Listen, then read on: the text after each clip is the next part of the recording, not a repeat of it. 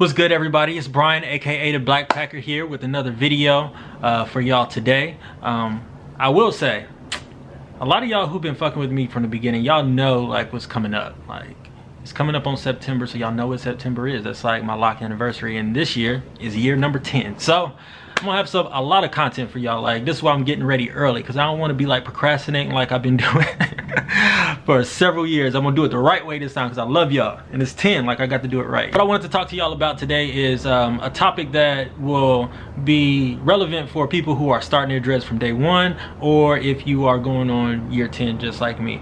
And that is ultimately, what is the best way to tie your hair up at night? Now, I know a lot of people are going to have their own opinions of this, and you should. Like, everybody's head is different, the way you operate is different, but I think that there's some basics that we should cover, especially for the newbie. So what I will say is that number one, you got to tie your hair up. I know you probably like, you know, coming from fades and shit, and you're just like, man, I'm gonna get dreadlocks. I ain't gonna have to go to the barbershop no more. I ain't gonna have to do shit. I'm gonna just grow my hair. And maybe if you freeforming your dreads and you doing that, yeah, like that's gonna work for you. More power to you. Like, ain't no hate.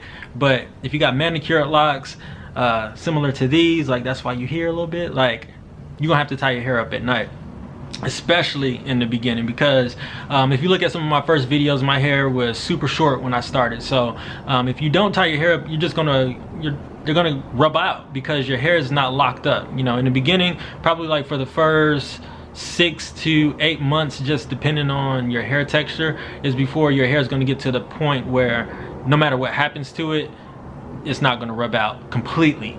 You know what I mean? To where you have to start your sections over and stuff again. So that's what you got to really worry about in the beginning. So you're going to be wearing a durag.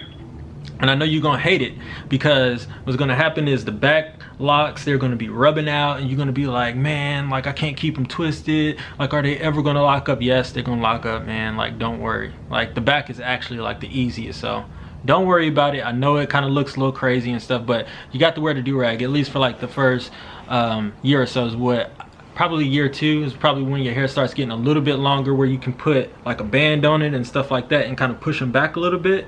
And when you get them into that area, I would say it's probably best to switch over to some sort of Velcro band. Like, I got a couple of them off of Amazon, or I got a couple from a beauty supply. You can catch them anywhere. Like, they're only like $5 or something like that. But you know, like the little black Velcro band, you do it this way one time and then you do it that way and it sticks. Then that's what you would get after that, is what I would recommend. That will hold down the dreadlocks in the front. It'll also keep the back a little bit laid down, because you'll have a little bit more length in the back at this point. So then you don't have to worry about it rubbing out or being irritated and that type of thing.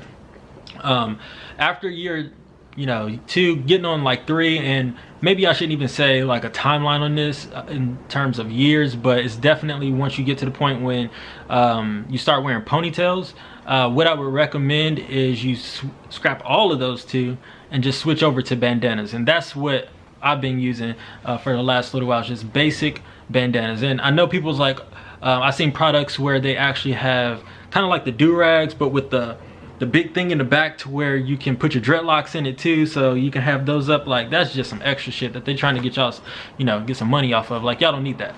Like, the best thing to do is just get a bandana, like straight up, because it's going to cover all of the hair in the front, and then it's going to be thin in the back, to where you just have like a thin little band with a knot in it, and all of the rest of the area is just going to be for your hair to hang out, because that's what you're going to need at the end of the day anyway. You want to just tie it down in the front to where you kind of keep it maintained, and let the back hang out free. Now, I know that, you know, the primary reason is that you want to kind of keep your style longer, or, you know, keep your locks just looking good and stuff like that. But the other thing that you want to be mindful of on why you're tying your hair up altogether is to prevent the breakage. Because at night, at sleep, like I'm gonna just tell you, like I've lost so many locks in my sleep. I've probably at least lost like 5 that have broken off without me even, like I just woke up in the morning and that shit was just like sitting on the floor somewhere.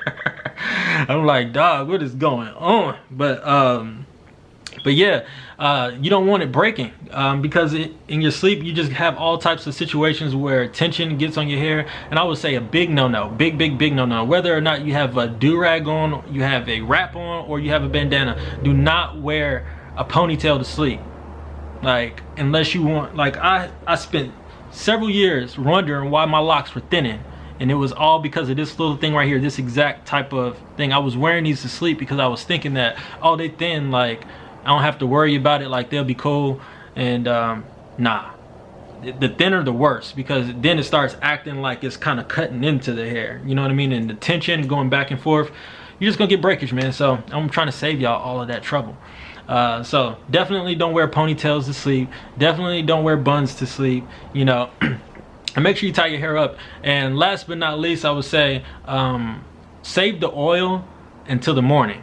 Like, don't be oiling your hair all up. Like, I know, like, a lot of the times, like, I don't know, I'm black, I came from the hood and shit like that. Like my mom and, you know, a lot of woman figures in my life, at night they had like a whole nightly regimen where they be oiling their hair and wrapping it and doing all this extra kind of shit. And you just kind of like, oh, well, I'm supposed to kind of like take maintenance and oil my hair and stuff at night. Not with locks, unless you want like a greasy ass pillow in the morning.